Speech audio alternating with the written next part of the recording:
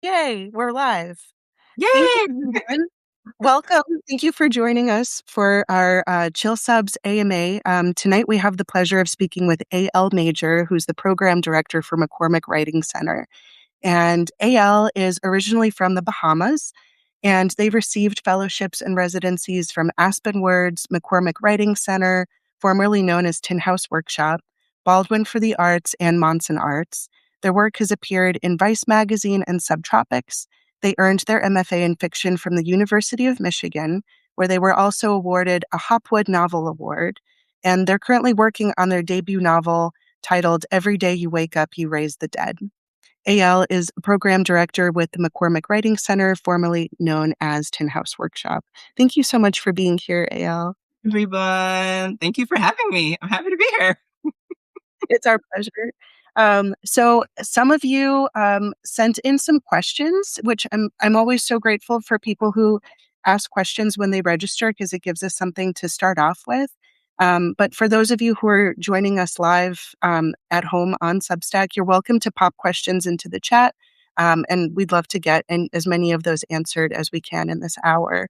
So first off, McCormack Writing Center. So we actually got to chat a little bit before we started, and we talked a lot about the difference or maybe similarities between MFAs and writing workshops like this. I think we feel similarly that a lot of emphasis is placed on MFA programs, traditional programs, and some people may not know about writing workshops and residencies like this. Can you tell us a little bit about how the writing workshops and residencies are structured?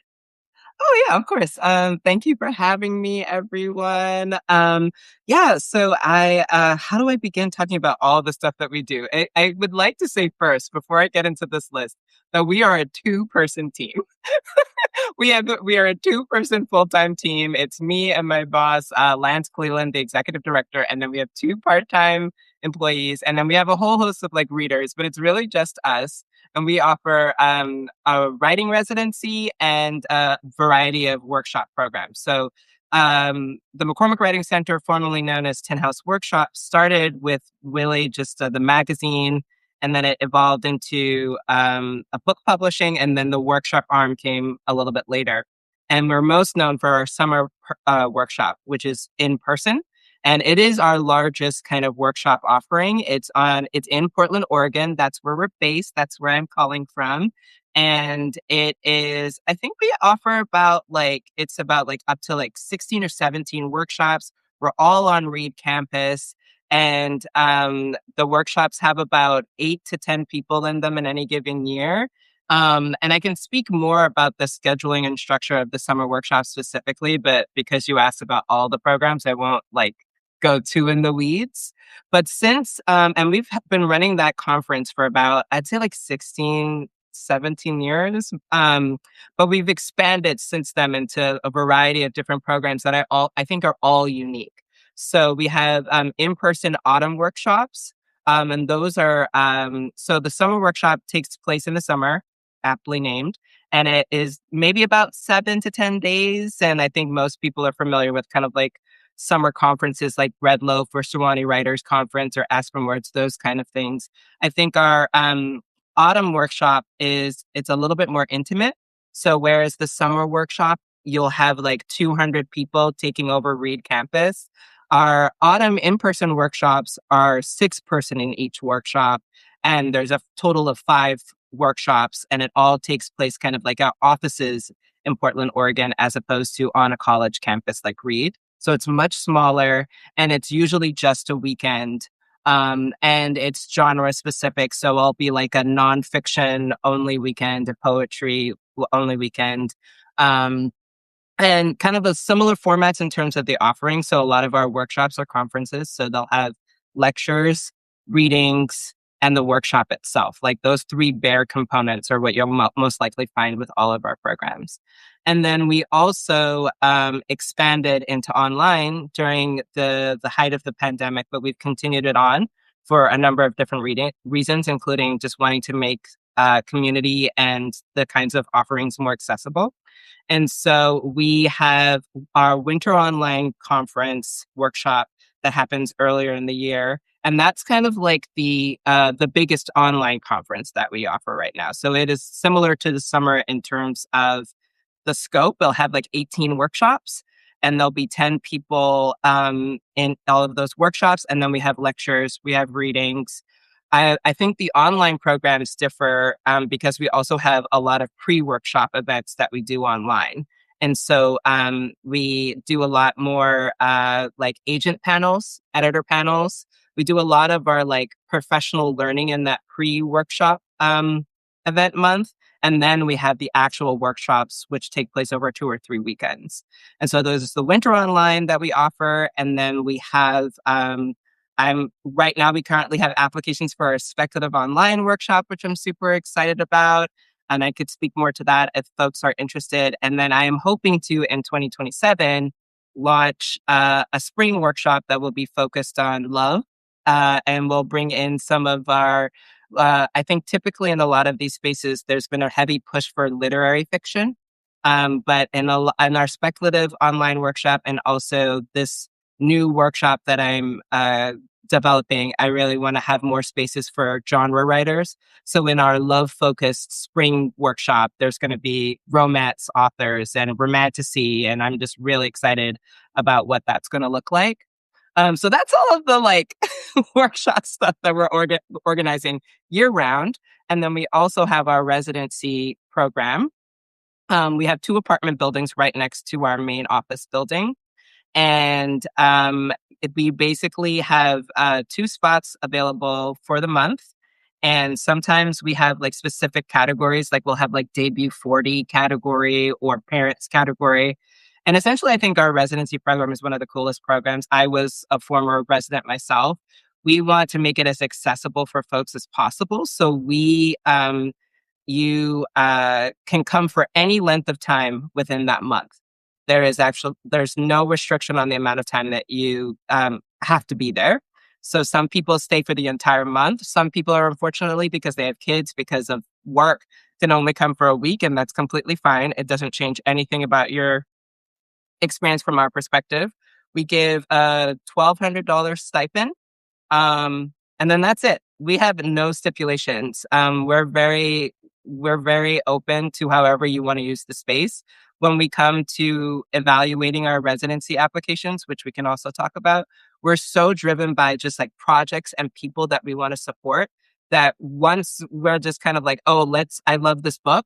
Let's give this person whatever that person needs. So if that person is just like, I need a break to clear my head and come to Portland, that is fine. We're not going to be looking to you to have a finished manuscript or anything like that. We've started offering an ability for our residents to read in a local reading series, which is pretty cool. And there's an occasional like coffee and lunch with me and my boss, Lance. And that's about it. And then in addition to that, we also offer like online craft intensives that happen year round as well. 1 day, 3-hour classes, as if we don't have enough on our plates. So that's the like gap, like the spread. You wanted to know the differences. Did you mean just like the differences with other types of writing programs, or like how we were talking about before with MFAs, or do you mean specifically with other like institutions? I would love for us to talk about both. I really enjoyed when we were talking about, MFAs. I think so. Just to back up, writing programs like this tend to be very competitive because there are only so many spots. Like you said, each cohort is about 8 to 10 people, and there are potentially dozens, hundreds of people applying for those spots. And I think a lot of MFA programs, it's very similar, where a cohort might be 5 to 10 people, and there might be a couple hundred people applying. And so there's automatically this sense of prestige. There's also this sense of like, there's the pressure of the competition and of the application, and there's almost this catch-22 of you have to have some writing experience in order to qualify to get into a workshop. So yeah, I would love to talk about all of those things, how you differ from different writing centers, and also MFA programs, because it can be done in parallel, it could be adjacent. to doing an MFA, you could do both. You could do neither. So yeah, whatever you want to talk about in that. Yeah. I mean, so I think when it comes to other writing workshops, I think there's like, we're kind of blending a lot of, let's call them outside of the academia institutions. I think there's like, so we have folks like the summer conferences that I mentioned before, like Bread Loaf, Suwannee, Aspen Words. I think the kind of term that is often used is juried conferences. And I think that that's an important part of the competitiveness. Juried is just meaning that the applications are being evaluated. So it's not a first come, first serve kind of basis, but actually like you have to be evaluated in some way along whatever metrics that the institution has themselves. And so there's a few programs like that are that will predominantly their main offering is going to be during the summer. But then I think we also kind of dovetail with the other kind of just like local writing centers that you might have in your state or your city that is, again, kind of outside of academic institutions that are offering workshops. And I feel like we have that kind of is influenced, like we're kind of similar in that way to also offering programs that might not be juried, that might have like not published writers yet, different kind of offerings that you might be able to see. Those are very different, I think, from what an MFA program is. And kind of, I want to try and talk about what I was talking about before, because I do think they're all competitive in the sense that, and this is one thing that I've learned, is that there's a lot of really talented people out there. For any of you have been applying and you're just getting rejected, or you're not having the outcomes that you're really hoping for, I am here to tell you, as someone who has worked at the McCormack Writing Center for about 5 years now, I have read thousands of applications. I also have read for my alma mater, University of Michigan's MFA program for like 6 years. There's a lot of really talented people out there, like extraordinarily so. And I know it might be hard not to internalize a rejection, but honestly, it really is just a lot of really talented people. Um, and so I think with there's a competitiveness, but I think what we were talking about is how the nature of the competitiveness can be different. So I think particularly with an MFA program, one of the things that I think might make it more competitive in some senses is that you're getting resources and structure for a set amount of time that is pretty like invaluable. Because like when I went to my program, it was like I had funding, I had free time to write, I got some teaching experience, I got travel grants, a lot of things that really, as you get older, are just difficult. Like if you're writing a project that's based in Europe, it's extraordinarily difficult to amass the funds that you need to do research for that. And when you go through an academic institution like that, you're going to find folks you might have resources available to you because institutions have things like that. Where I think writing programs that are outside of MFA programs or outside of the academic institutions can be more competitive is that we have all different types of people applying. So as I was saying earlier, before this conversation, it's not very likely and very often that you're going to have someone who's already received an MFA getting another MFA. So when you read MFA applications, you are truly reading a lot of people who are quite early on in their careers often, because also once someone has sold a book, the impetus to go back and do an MFA isn't quite the same either, because in a lot of ways, sometimes teaching positions can open up once you've published a book, even without the MFA degree. So it's just not very likely that you're going to have writers who have been edited before, who have been learning about craft in a very rigorous way. But when you get to like our summer workshop program, we receive over 1,000 applications for like we're saying 200 spots, and that's across the genres. But then you're in competition with people who have never published anything to sometimes people who have several published stories, who have been to residency programs, who have already gotten their MFA.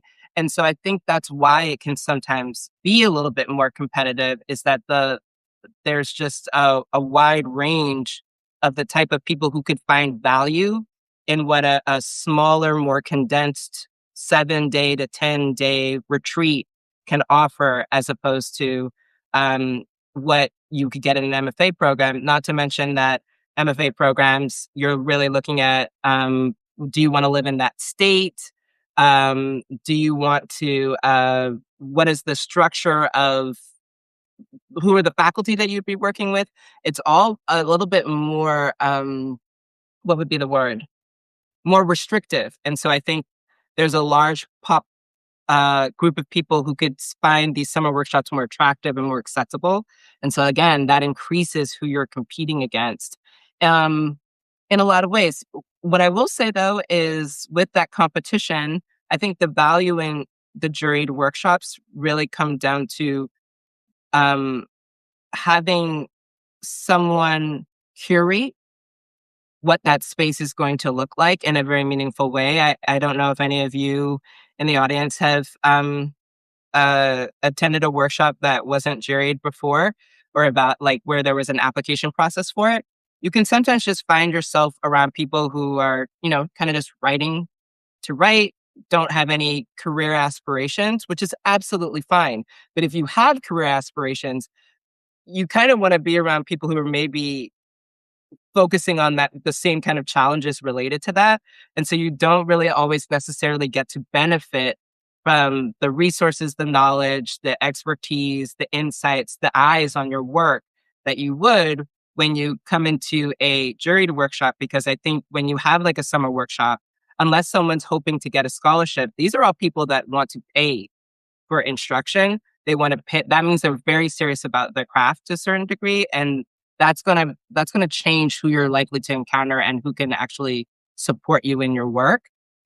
So it's more competitive, but I think it could also be really valuable if it can work out for you because of who's likely to be there.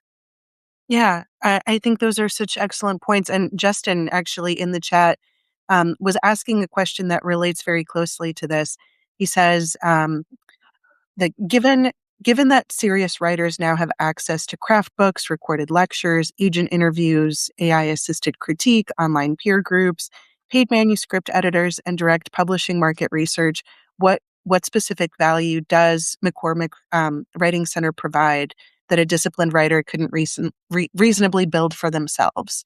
And how would you prove that value beyond community encouragement or prestige? So how would you prove that value beyond community, encouragement, or prestige? I think I'm going to try and sit with the idea about proving it, because I'm not sure in what ways, what's the answer there that's being looked for. I would say that I think, to me, the value is, the ability for someone outside of yourself. I think that like a lot of what you're talking about, Justin, is very self-directed. And I don't know what kind of writer you are. I don't know what kind of project you are going for. But in some ways, I think there is a value to a writer to be exposed to perspectives and ideas outside of themselves, which I think is really, really hard to do. You have a craft book, but there's all kinds of different crafts books, and they're all going to have different perspectives, ideas about what craft is. And there's not really a space for you to ask questions, to learn, to be prodded, because it's basically reading a book. You're not like actually engaging with another person. I think at the McCormack Writing Center, one of the things I love about my job is there's so much intentionality into how these workshops are shaped. Like before any application is opened, any application cycle is open, I am reading voraciously, like across not just books that I want to read personally. I am reading lots of different types of books because I'm trying to get exposed to lots of different perspectives. I'm not just in terms of identity, I'm trying to think about style. I'm also trying to think about experience. So when you could come to a winter online workshop, you could find yourself with a writer that you may have known and you really like, but all of a sudden you're also listening to the lecture of a person, of a writer you've never heard of before, who is sharing something about their writing journey, because we also have sessions where people just talk about how they got into publishing. You're also hearing from their perspective and their insight about something that just wouldn't have occurred to you to have been relevant to your own practice. I feel like inspiration is kind of external in that way. Like you can get all of the learnings and you can try to direct it yourself, but inspiration, it's kind of outside of you. And I think that there's something nice about going to a trusted space with people who have put a lot of intentionality into providing the opportunity for that through all of these different ways. I mean, and it's so hard because I can't really like quantify like what that is because it's going to be different for every single person. I mean, I think one time one of the meaningful things that I heard from a person once was they were writing a book set. They were a first generation immigrant and they were writing a book set in Taiwan, but they'd never been in Taiwan. And they took this workshop with a Taiwanese American faculty instructor. And typically, when you have like a certain faculty instructor, um, you'll have people who are gravitated towards that faculty member because of their identity, but also maybe because of the content of the work. They're like, they're looking for that just maybe those cultural insights that can be difficult to get access to. I mean, if you are a Taiwanese American author trying to get feedback from another Taiwanese American author, that in and of itself can be really challenging, depending on what workshops are available.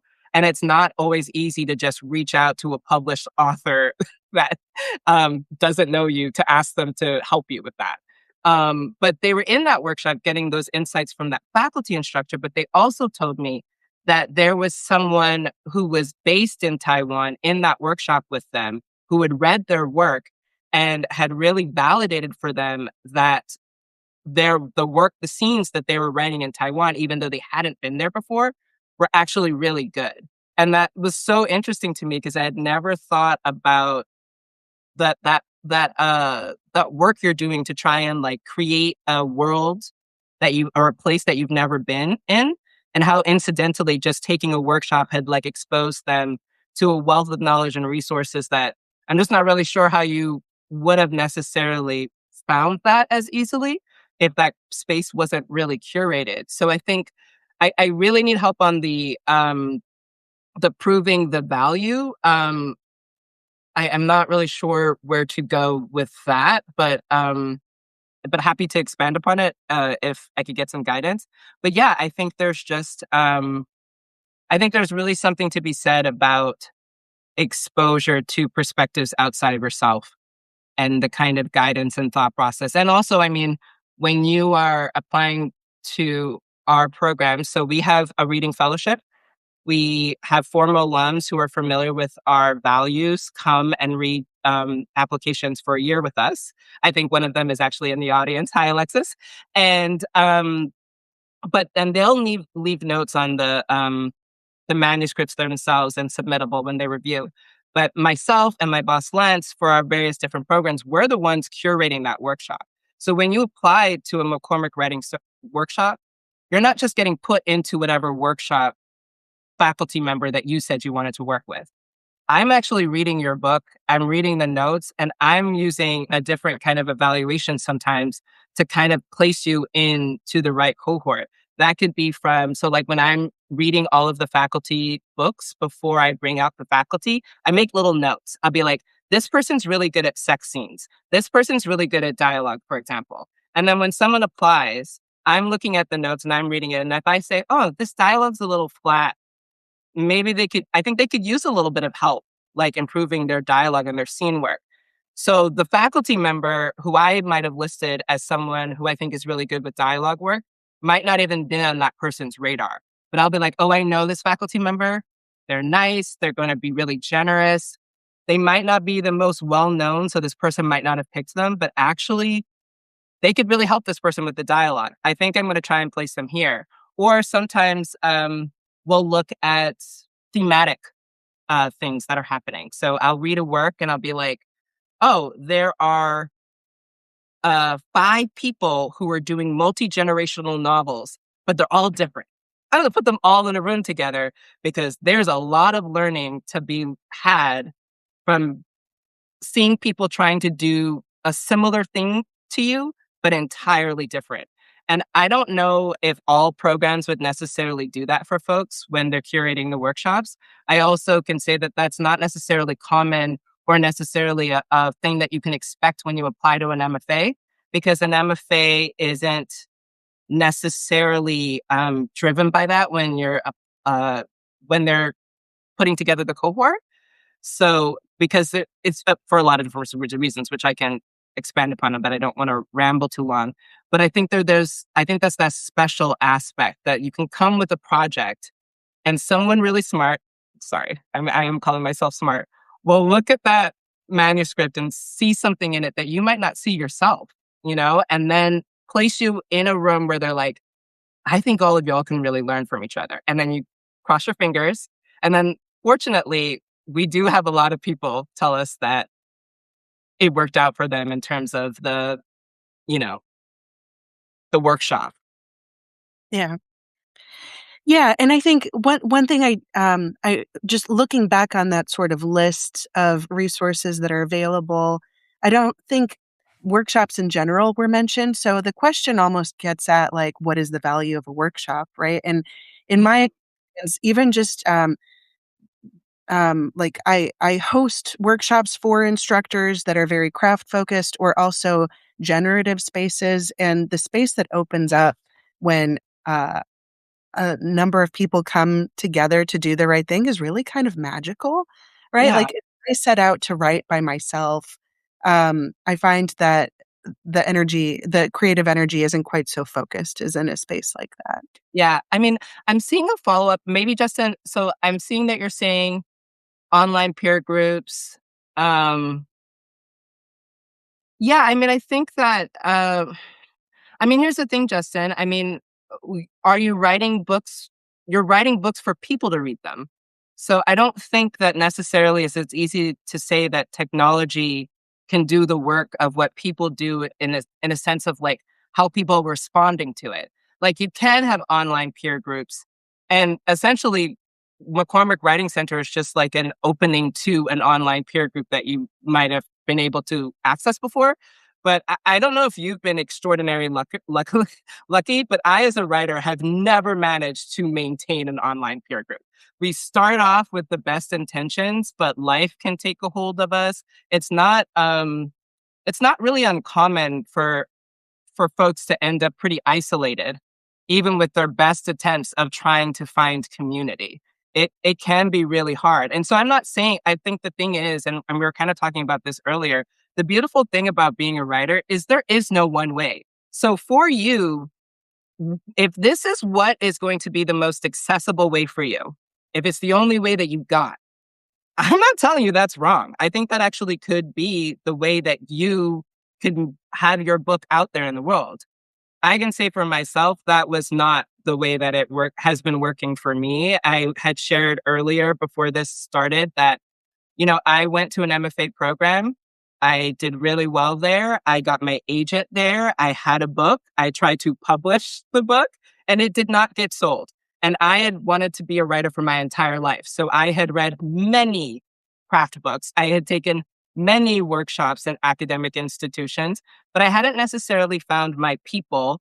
And it actually, in some ways, it was kind of overwhelming because I actually got too much feedback.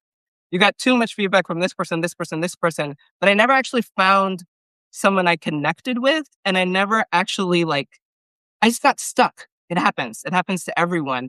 And I was saying that I actually did not know about writing programs like what we offer. And so after my MFA, I was on my own. I went to work, I found a job and I tried to work on my book and the after hours, reading the craft books, reading the articles.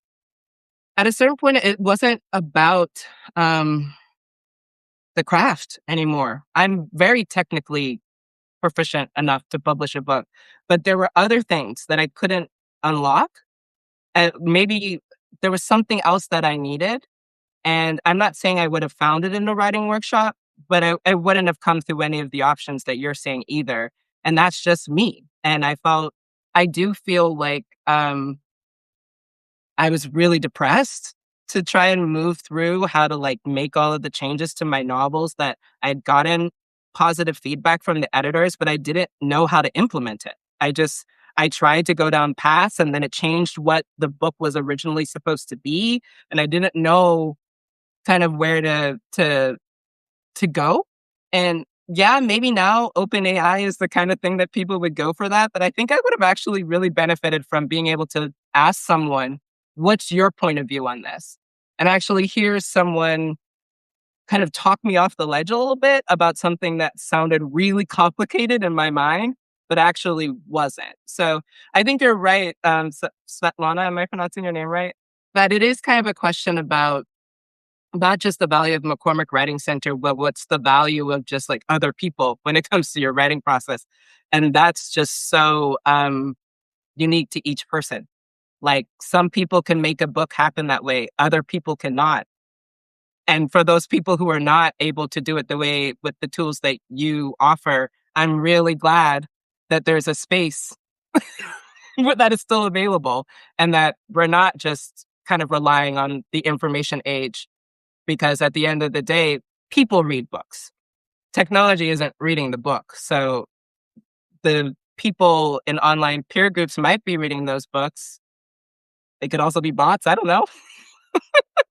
There's something about people that I don't think can be divorced from art, even though we're going into scary places with what's happening there. Um, yeah. Yeah. Feedback can be such a I mean, that's a whole can of worms, it's a whole world. There's someone in the chat that's saying the wrong feedback at the wrong time can be so paralyzing creatively, and I've certainly had that experience where I have a group that I workshop with on Sundays, and it's just 5 poets, and we'll bring in work, and sometimes the feedback is just that doesn't work at all. That doesn't work for me. It doesn't resonate, or sometimes it does. But I find that for everyone that feels one way, there's always going to be someone who feels the exact opposite. And it's always so interesting to see how your work is going to land for other people. And I also love how much energy and thought you put into creating these cohorts. I think with MFA programs, very frequently, and now I've never been on like a panel that selects the students, but from what I hear, they're actually doing the opposite, where they're looking for students that are all very different, that could bring something different to the table Yes. rather than students that are all working on one thing. And I say students, workshoppers, attendees, what have you. So I really love that you pair people up in groups in a way that it's going to be like synergistic. Yeah. And can I add to that? And I think part of that is because MFAs don't have as much turnover in the faculty. You're going to have maybe one or two visiting professors, but then you have tenured professors who have been in that position leading that workshop for X amount of years. Whereas like with the workshops that are offered at kind of like outside of academic institutions, there's a cyclicality. Like, we're just cycling through a lot of different types of people, which kind of allows for there to be a little bit more dynamicness to like the ways that uh it kind of can bloom in a certain sense. So what the diversity in a program like ours doesn't come from trying to pick people from all different walks of life. Once you pick like a diverse array of faculty members, you will have like a diverse group of people. Because if you have uh, a satirist leading a workshop, and then you have someone who's working on a literary spec fic novel, and then you have another person who's working on a historical novel, and you have a person working on trans issues or race or something like that. You're just naturally going to have all different types of people, and we don't really necessarily we get to have so much more flexibility in how that diversity is expressing itself. That doesn't just come from the 10 people that we're kind of picking. The last thing I will say about the other topic too, that I think is a sad thing about publishing that I did not know, and I I I don't know if I like it or not, but I do think I wouldn't say it's nepotism, but I do think that sometimes uh, it can be discredited that uh, arts, the arts field, just like any other field, is also about relationships. So people can often like meet their agent at a conference or at an MFA program. They could also meet a person who's going to be a future editor. And unfortunately, I'm sad to say that sometimes people will solicit manuscripts from people they met at a workshop from their personal friends. In addition to reading the slush pile, there'll also be, I got nominated for a $10,000 prize once because I took a workshop with a person who took a liking to me. And it was a thing that wasn't even open for applications. And it was just like, they knew me, liked me, and nominated me for this thing. And then I got nominated for a residency because I met someone. And so, unfortunately, there are ways in which like professional opportunities actually also do come from the people that you know. It doesn't mean you're not going to make it.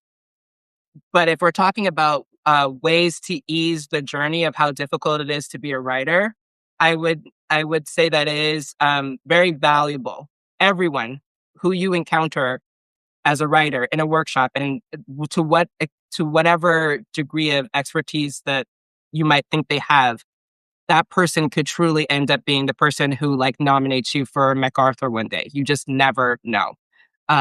That's also a really valuable thing to keep in mind. But Yeah, yeah. absolutely. Yeah, it's amazing how much writing is really about people, right? Like you said, people read books, but also community is so important. And yes, there are those lone wolves, but and I definitely consider myself one of them, but I still think that we yearn for community in our own way. And a lot of writing does happen in a vacuum, but not completely isolated from everybody else. It's there's so many paradoxes to being a writer. Um, there was a question that zoomed by a little while ago about your residencies. Um, how much does a summer residency cost? Now, your residencies are actually fully funded with a stipend, so they might actually be asking about the summer workshop. Mhm. In which case, the next question might be for the workshop. Are there scholarships for those who can't pay to be there or a way to defray some of the cost? And I think you do offer scholarships for your Yeah. workshops, right? You We wanna offer scholarships for all of our programs. So, well, taking it back, we offer application fee waivers. So, and the application fees honestly just go to paying our readers. But if you really don't have the 25 to $30, like we don't want that to be a barrier to you having an opportunity to attend one of our programs. So right off the bat, there's no cost to just apply. So, I mean, I know it can rack up being a writer on your own. You're submitting to journals, prizes. We don't ever want money to the best of our ability to hinder someone's ability to at least be seen.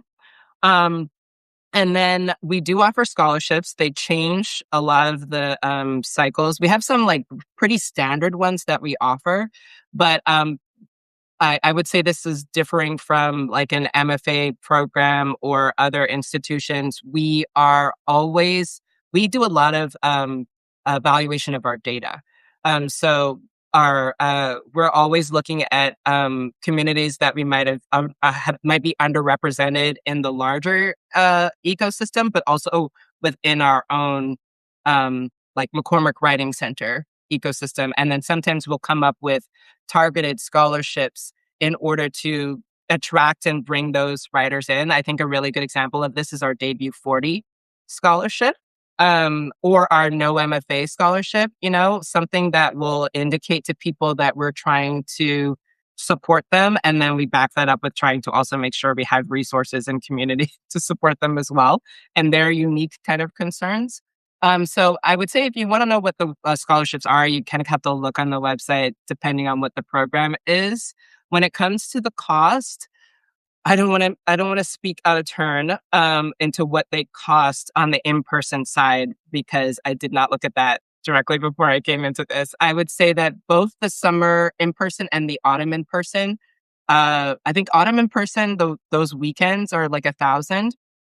And then the summer, we have a certain amount that you pay for the tuition. And then the room and board is another separate amount. So you could come and just stay off campus and you'd only pay the tuition. I think if you're doing the tuition and the room and board, it could be like around 2 grand or something like that, which is extremely expensive. And so we offer those scholarships. We also offer payment plans that you can kind of set up once you get accepted. And then we also have our online programs. Our online programs are cheaper. So we go for $800. Um, but that includes the pre-workshop events and the actual workshop itself. So there's probably, I don't know how many hours of like education and content someone is getting when they do that. I try to both Lance and I don't take it lightly that it's a lot of money for folks. So we try to give you as much value as possible for your buck. And definitely the online space is where I think you could have that happening for yourself. And yeah, and then we're always trying to like expand our scholarship opportunities, which is something that I wish all of our programming could be free, honestly, but unfortunately, we're just not there yet. But Yeah, oh, it, capitalism and writing they're not always friendly to each other. no, no, no. We talk about that a lot. So, one of the things that I really like is that your residencies tend to be so they're themed in the sense that, well, I mean, the residency itself isn't themed because you can do whatever you want with your time. But the ones that are fully funded, it's like open to different categories of applicants. And I love that you set aside a couple of months of the year for people in recovery because Mhm, writing is such an important process when it comes to healing from trauma or recovery. And there's so much that people who have had those experiences have to say that making the space to give them to write about it is so important and also kind of rare. mhm. Um, so, what is your acceptance rate for your scholarship? Anne is asking. That is a good question. I do not actually know that number. So I can't really say. I would say that, okay, like say summer workshop has about 1,000 applicants and we're giving out at most 20. Um, so I don't know if someone really smart can do the math on that. That's like what, 2%? Was that 2%? I'll 0.2? I'll take your Something word. like I'm not. that. I I'm mean, not. that math it's hard. I'm not really horrible at math, but get you in front of like a whole bunch of people and you're suddenly like, "Ooh!" Um, so it is quite difficult. Okay, 2%, I was right. It is quite difficult to get that. I will say though, actually, I should amend that. Even though we get 1,000 applications, not everyone is actually applying for a scholarship. So the numbers also are kind of varied there. But I would say about like 2 to 10%. I would say though, just as a general advice, as someone who is also a writer, I think it's worth applying regardless of just the outcome. There's a lot of really beneficial things that you can learn about how to articulate your project. So, like for our example, our application, we try to have our artist statements to reflect, we kind of scaffold or like have instructions on how to kind of uh, structure your artist statement or what questions to answer, because they're the kind of questions that the better you can get at articulating will be valuable tenfold. Like if you learn how to like talk about your book, it's good for anytime you're meeting with an agent, anytime you're meeting with an editor. It's just extremely valuable. But there was also a question about someone who was like, what do you do on your CV if you don't have any awards yet or any other kinds of uh just like workshops to your name?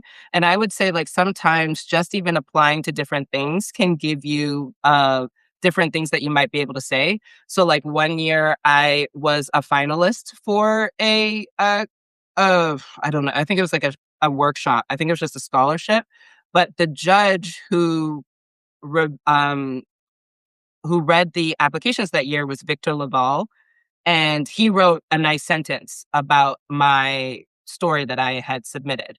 And so at the time, that was something that I learned that I could put in an artist statement or in a bio before I had anything like any of the residencies acceptances to my name, you know? So there's a way in which you can, any kind of, uh,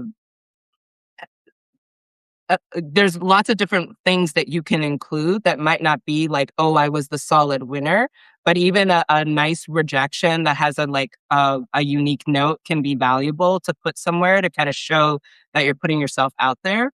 You know, I think that when I had graduated from my MFA program, no one had really told me the value of continuing to build a CV and apply to residencies and workshops. And so I didn't know that actually sometimes just the act of applying and opening yourself up to whatever can come your way is also a really great way to indicate to other people that you're taking your career seriously and that you have momentum behind you, which I just didn't really think would matter. I thought, I mean, and literally I must have been just like so naive, but I hope I can save someone here. I thought the only thing that matters is if I'm just writing a good story. That is not the only thing that matters. Sometimes it really does matter that you have other people supporting you, other people validating that you have the good work. Like it's because it's I don't like it, but it is kind of how it can operate sometimes. And so um, yeah, keeping up that applying to things can just be really useful, even if it seems really competitive, even if the acceptance rate is low, because you're going to learn something from the rejection. You also don't know what's going to happen in terms of like a surprise, nice note. I also will say that remember that people read those applications and those people will often sometimes be reading other applications. I have absolutely read work for someone who was applying to a residency. And I read, actually, one of my favorite stories is I read the application of an author when he applied for the University of Michigan's MFA program, loved his story. He was my top choice. They admitted him into the program. Several years later, he shows up when I'm working at McCormack Writing Center applying for a residency. And I cannot tell you how delighted I was to see him again. It was like, yay! Well, yay, I can't see you again. And I think in this this particular moment, he didn't get the residency because I had other peers who also had ideas and we also had other applications. But after he published his book, he's been on my I want to have that person teaching with us. So then he's gotten several jobs of teaching because I'm just like, I like his work. And that all came from he didn't know me. I didn't know him and he didn't know me. And he didn't know that we were kind of almost building a relationship with each other without Yeah. knowing each other across the years because I was a real person reading that who was moved by it. And I remembered his name and I wanted his success, you know? So there's also that chance when you apply, even if you don't get the thing. There's so much I love about what you just said. For one, I think it's absolutely true that when you start submitting to things, applying for things, like you really do become more invested in your own work. And just being able to talk about it, I think makes you a lot more confident. I think a lot of writers initially will spend years, I wrote for decades before I ever submitted my work anywhere or let anybody read it, right? And then you start submitting it and then you start really becoming a lot more serious about your writing. And I think um initially those rejections I think are what keep people from applying to things, that fear of rejection or submitting their work. And then you get on the other side of things where you're reading on a panel or you're reading for contests, for example, right? You'll have 1,000 entries and there can be one winner, maybe 10 finalists, but not always. And you really see how many talented writers there are out there. And then you'll be down to like the top 20 or 50. And then at that level, it's just subjective, right? They're all talented. They all deserve to be there. But some people will get accepted and some people won't. Like the person that you just talked about, um, who was admitted into the MFA program but didn't get the residency, right? Not because he wasn't a good writer. And then not getting the residency, but still being someone that you would want to teach for your workshops, right? So I hope that that gives people encouragement that even if they apply somewhere and they don't get in, um, people, like you said, are reading your work and they're still rooting for you. As an editor, I can't tell you how many names I remember just from reading submissions, and those people may not have even been published by us. Yeah. And still like their work. So, Yeah. And I will say too, so when you're thinking if you get rejected, another really great story is one time in a residency cycle, we had this manuscript that I absolutely loved. I thought this person was incredibly talented. But for whatever reason, the group and I were like, oh, I think maybe we should give it to this other person instead. But I never forgot it. I thought it was a really good application. And at the time, I was living in Oakland, California. And I was just happened to be wearing a Tin House Workshop shirt because that's what we were called back then. And so this person comes up to me and she's like, "Do you work at that place?" And I was like, "Yeah, of course. Yeah, I do. I'm being a weirdo because I'm wearing my like company's shirt." And she was like, "Oh, I'm XYZ." And I was like, "You're XYZ?" And I was like, oh my God, I loved your manuscript. And I told her, I was like, I was hoping you would reapply. I really liked your manuscript and it was really close. And it just didn't work out that year. But I want you to know that I think your book is incredible. And I was like, I really do think that, I'm just really hoping that it goes well for you. And I just want you to know that sometimes we say no, but it is not from a lack of enthusiasm. And she really took that to heart. Then we became friends. And then she came out to our summer workshop. And then she moved to Portland. And then I moved to Portland. And we are literally neighbors and best friends. oh my, amazing. Yeah. We didn't even have to be in the same cohort for that to happen, just being in the literary community, right? Yeah, just being in Yeah. the literary community. Yeah. Oh, I wanted to back up also. You were talking about the scholarship rate being 2%, but that's based on 1,000 applicants. Those aren't all getting accepted, right? So, Yeah, exactly. Yeah. So that's why I'm like, I so don't know the math because not all those people are being accepted. It's also, so there's 1,000 applications overall for the summer or something, but within the genre categories, I'd say it's like maybe 400 in novel, 400 in and like poetry, maybe 300 in nonfiction, and maybe like 300 or so in poetry and short fiction. So if you were like, and we try to have at least like two scholars in each genre. So that is also going to change the rate of that a little bit. But it is competitive. It is hard for sure. But it's also incredibly subjective as well, which is so important to remember. I wanted to ask about that. There's a question. What do judges look for in applications? So we have about 7 minutes left. Um, Can you give some advice to people who are interested in a workshop about, how to tailor their application or what to highlight about themselves or what kind of work to submit to increase their chances of being accepted? What do you look for? That's a great question. Well, very quick, I want to say too that I think it's great to apply for anything and everything to help desensitize you to rejection. You never know where your yes is going to come from. And sometimes, like I remember when I was applying, I would only go for the big name residencies like McDowell and Yaddo. And then because I decided one year I was just going to apply for everything under the sun, I found myself applying to residencies that I'd barely ever heard of that were actually really great opportunities.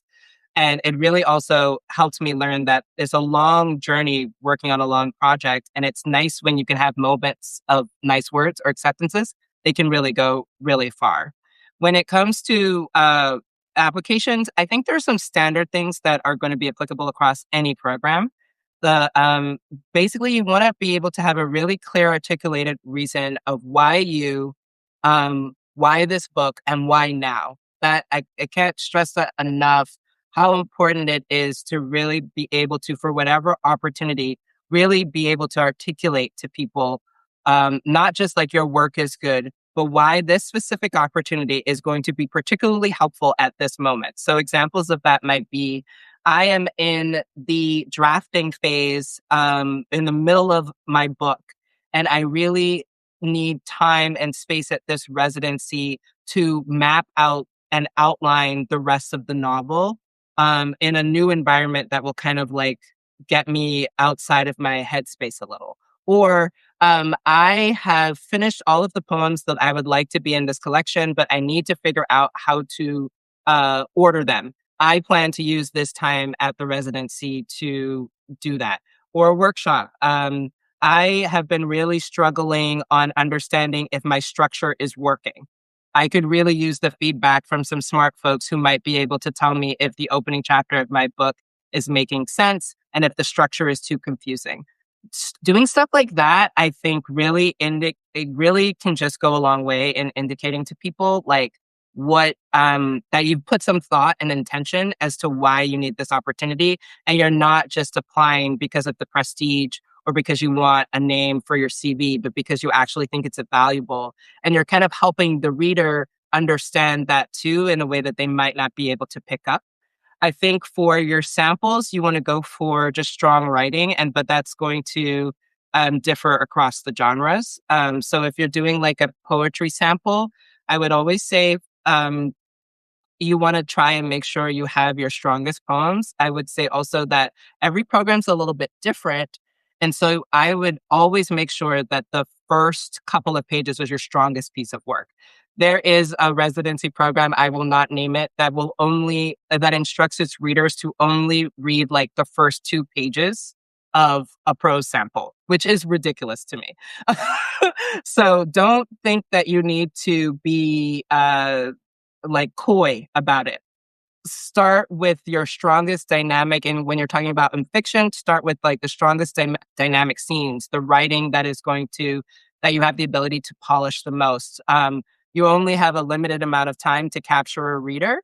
If you have like a clear articulated synopsis or for a longer form project, I think that can be important or good to include somewhere so that people can know the scope. The better someone can imagine your book, the better, the more confident they'll feel about advocating for you. At the end of the day, these are people advocating for other people, and you're going to help them a lot more if you kind of give them that guidance. Um, don't necessarily try to be humorous. I don't think that's necessary, and it varies. Remember that there are people there, so be kind and generous and professional. I don't think you need to, unless it's specifically asked, go into your entire life story. Remember to also you don't, I think people have differing opinions about content warnings, but I do think it's really important to remember that there, again, are people reading this. And so you want to, if your particular subject matter is challenging in some way, uh, try and articulate that somewhere in your artist statement or in the box so that people can kind of know that they're engaging in that work and you're aware of that difficulty can also be really important. No typos or grammar errors. We don't really judge people for that, but I know some people can. Make sure you follow all of the guidelines. And always try to make sure that I think that, to really convey a sense of intent and thoughtfulness as much as possible. I could talk about this all day, but I feel like I've been rambling and we're at time almost. Almost. And there's one question from Brittany, and I think she may have written in at registration too. And so, if you can answer this in a minute, I'm sure that there's so much that can be said. But do you have advice for folks after the workshop ends? I imagine leaving with the summer camp high style momentum, and I wonder if you found any ways to keep that momentum going. Okay. I think, I think the most obvious way that people do that is trying to have like a workshop group afterwards. I will say though, sometimes when you have a workshop group, what can happen with that is when life takes over and their writing stalls, your peers might not show up to the group as like energetically, and life happens. So I think something that's even easier of an entryway point is an accountability group. I love these because everybody can come to the space with just their different goals. And it's just kind of a check in, and it takes the pressure off of like everybody in the group being able to read your manuscript or being able to talk about it. So say, for example, you could say, my goal is to submit to 10 magazines. And then that meeting time can just simply be touching base on what that goal was. Or another person could be like, I'm trying to finish 2 chapters. And like, so they show up and they can talk about how that process has been. It makes it easier for anyone to kind of jump into that call, regardless of where their life is taking them. But it's always valuable as a little energetic point because you get to it's like a moment of reflection. You get to say like, oh, I've improved, or you get to be happy about for your friend improving, and that gives you a little boost, a little pep in your step to keep writing, keep working. Because yeah, I mean, I graduated from my program about 13 years, y'all, and I still haven't published my book. So it's a long journey out there. Um, get your peps and your steps. Totally. Yeah, and I love that other people is what helps us keep that momentum going. Yeah, Mhm. I Um, think. Eyal, thank you so much for taking this time to talk to us about the McCormack Writing Center and all the other things that go into a literary practice and building community and publishing. I've really enjoyed getting to talk to you. It was so much fun. Thank you all for coming. I hope my answers weren't too rambly. Not at all. And I Right. hope it was really helpful. And if anyone has any follow-up questions, you can always shoot me an email. I just put it in the chat. And yeah, if there's like a follow-up question or anything like that. And yeah, hopefully if anything, it just inspired you to keep at it and to keep going. And yeah, thanks everyone. Thank you. That's really nice of you to offer communication for anyone that has questions. So thank you for that. And we hope to see you again. Thanks everyone for joining us. Bye.